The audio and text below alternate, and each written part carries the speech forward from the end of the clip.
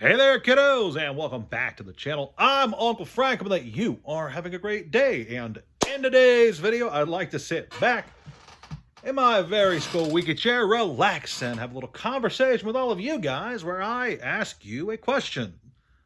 Run you through a little thought experiment, run you through a little scenario. And don't worry, we won't be here for very long. This will be a quick one, I promise. Let's say, theoretically, I got you and I shoved you in a room with 99 other guys. And I asked you guys, I asked this crowd of people, what you think the best TCG product to buy right now, like this second. What do you think it is? What do you think it would be? What do you think you would answer? Now, go ahead and give this video some engagement. Leave a comment down below letting me know what you think the best TCG product right now is. I would appreciate it. But while you're down there commenting, I'm going to keep going. And regardless of what you thought the best product right now is, let's swap the scenario a bit. Let's say that there is still this big room with 99 other guys in it, but there's also a smaller room off to the side. And instead of asking the entire crowd what they thought the best product was, I took them all individually and one by one asked them in the smaller room. And you're last. You're the last guy. So I bring you into the smaller room and I say, well, you can still tell me what you think the best TCG product is, but, you know, I've already asked the other 99 dudes, and they all pretty much gave me the same answer. They all think that Pitch Black? Yeah, Pitch Black, the newest Pokemon set. They all think that's the best thing ever. But hey, what do you think the best set to buy right now is? Well, in this new scenario, regardless of what you might have originally answered, there's a very real chance that you will be giving the same answer of Pitch Black. There's a non-zero chance, in fact, that because you've heard all these other people talk about how great Pitch Black must be, or you've heard me say all these other people are interested in Pitch Black, you might be more inclined to go with the flow and just say, oh, well, it must be Pitch Black then, huh? Now, why is that? Well, in today's video, we're going to talk about this weird phenomenon I like to call the visibility effect, or perhaps the perception effect.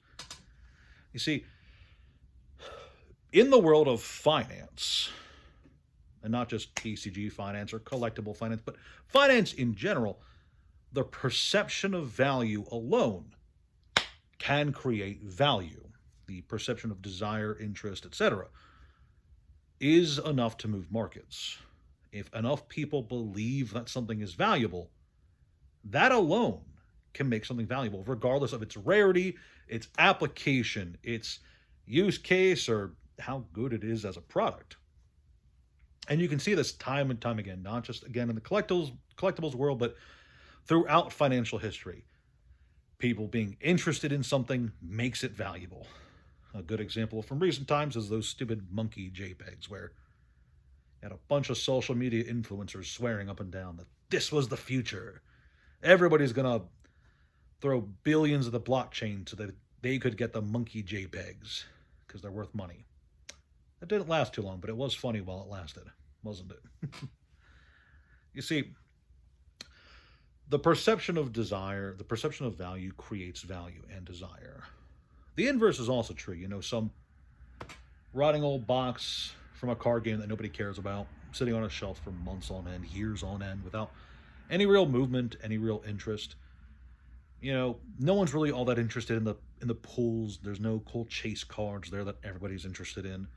No alt arts, no serialized cards or 101s or anything like that. You know, you can be going through a catalog of boxes and see that there's this cheap $80 box from some card game that you don't really care too much for. And you can see it's $80 month after month and not have any interest in it. However, one day you check out the catalog and you see that that box that was $80 for the longest time, well, now it's $130, and the next month it's $170. What the hell's going on? Well, now all of a sudden people are interested in the box. People are buying it, cracking it. They're doing whatnot streams with it, ripping chips or whatever they call it there. People are talking about the top 10 best pulls in the set and why you should be grabbing these before they go parabolic to the moon, right? Interest builds, attention builds, FOMO builds. People want to get on this. It's going up fast. You should get some right now before it goes up any further. Well, what's going on? There's this product that for the longest time, no one was interested in. But all of a sudden, you have people trying to get in before it goes up any further. Well, what happened? What changed? And what changed wasn't the product itself. The box is completely the same as it was a year or two ago. What changed wasn't the contents of the box. Those are the same cards you could have pulled from it a year or two ago. No, what changed was the perception, the public perception of the product.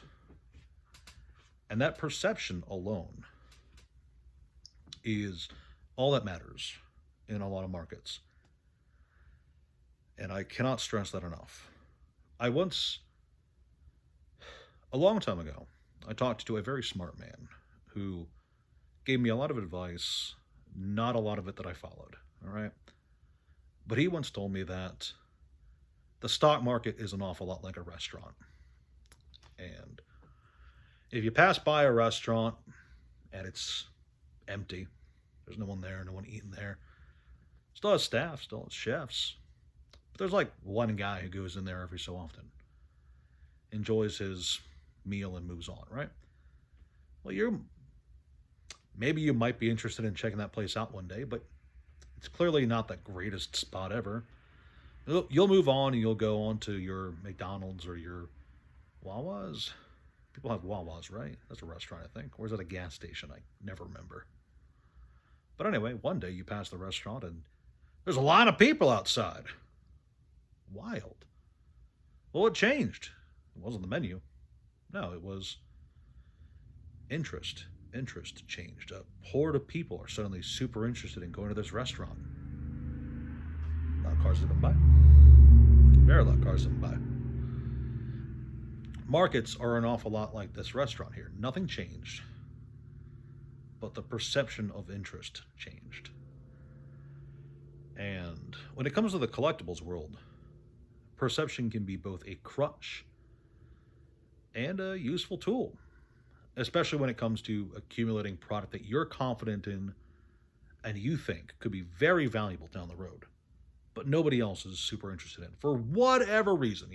We're not here to talk about why a given product from a given card game, Pokemon, Yu-Gi-Oh, Magic, Riftbound, One Piece, Flesh and Blood, whatever, Star Wars Unlimited, whatever it is, okay? But there's this kind of strange thing that humans do where they double down on what's popular and ignore what isn't. And for some people, some of the smart money, as they like to call themselves, they're very keen to look where not a lot of other eyes are at. Products that are good for one reason or another. Maybe they're extremely rare for what they are. Maybe they have a lot of playable cards. Maybe they are very fancy in some special way. But these people, they like to buy what nobody cares about. They like to pick up products that are otherwise very quiet. Good products, but fundamentally at that moment, not that interesting. And there's definitely a power in that. There's definitely a power in purchasing what is not perceived as popular. Because after all, if there's only a handful of people, you and some other guys online, who have any confidence in a product line, let's pick on Yu-Gi-Oh. Yu-Gi-Oh is massively unpopular for a lot of recent boxes. Not all, some are doing great. But a lot of Yu-Gi-Oh product is still at that $30, $40, $50 price range, which is well under where it released at, right? Hell, some of the premium decks are like at half their release price. Crazy stuff. It's easy to accumulate sealed product that you and you alone are interested in just because, well, obviously, prices are low. There's not a big fight to get as much of it as you can because there's nobody else who wants it besides you right now. And of course, the value there is if you're confident in it, And you're right, it's lucrative. There's a big chance that you're ahead of the game, that you're ahead of the curve, so to speak. Now, of course, I can't stress enough, if you're trying to do what the smart money does and you're trying to get ahead of the curve, as I said, you have to be the one who brings the confidence to the table. You can't wait for someone else to tell you that, I don't know, what's a good example? Lightning Overdrive or Pitch Black. Ascended Heroes? No, people like Ascended Heroes. You can't wait for somebody else online. You can't wait for some YouTube personality to tell you that 25th limited pack for Yu-Gi-Oh! Is the best product ever because nobody's interested in it. You can't do that, because you have to be the person who's confident in it. You have to be the one who sees the potential, and you have to have your own reasons for it, because look, anybody else can sell you something, but you have to have your own fundamental understanding of the product. Because if you don't know what you're buying, if you don't know what you're selling, well, then you're a fool. Okay? There's no other way to put it. You're just as foolish as the people who just mindlessly follow after what's already quadrupled in price in some cases, right? It's wild stuff. Because, hey, if you don't know what you're buying, there's a very real chance that you're buying something that someone else is trying to sell you. They're trying to sell you their heavy bangs. They're trying to sell you a dog water product that has no playable cards, no collectible cards. It's a super common box. They're trying to, they sell it to you like it's the limited pack 2025, and it's actually Duels from the Deep. I'm picking on Yu-Gi-Oh! Too much today. I should pick on Star Wars. I should pick on Star Wars Unlimited. You guys like when I pick on Star Wars Unlimited, right? Twin Suns is the best product ever, right?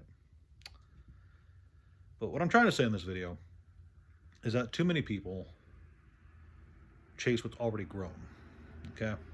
But while that does lead to a boom, and it does lead to a boom, more and more people giving attention and getting confidence in something that's already gone up, that does lead to the current TCG markets we see today in Pokemon, One Piece, and things like that. These items prove themselves, and they're wild for it. And the people who go after it are, I wouldn't say foolish, but maybe misguided. Because that box is already $100 over MSRP in a very short amount of time. That box is triple its MSRP. That collector box is $1,000. Sure, you could buy in right now and it could skyrocket another $1,000. Or you could look over here where no one else is looking and grab some stuff that has just as high a chance of going to $1,000 or $600, $500. $100 for some Yu-Gi-Oh boxes? Crazy stuff. What I'm really trying to talk about in this video is, like I said, there's power in being confident and having a good understanding of what you're picking up and understanding how perception warps markets. Because sometimes people just don't like something regardless of how good it is. And it could be really good. And if you have the ability to recognize what's really good, regardless of what the rest of the world is saying, there's something cool there. Anyway, that's all I got for you kiddos today. I feel like I'm rambling more often than not here. But it is what it is. I'm an old man. We ramble. Talk to you guys later. Like, share, and subscribe. Ciao.